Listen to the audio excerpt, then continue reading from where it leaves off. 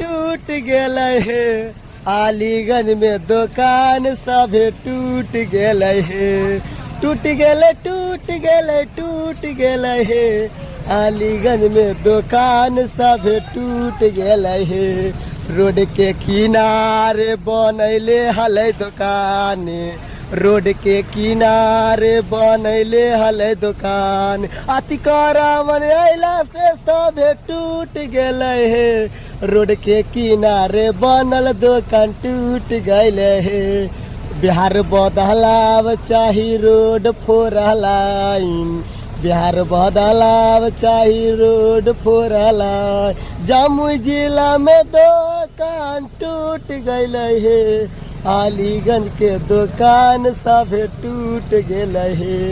कहे बतिया पावन सुनाबे MP के।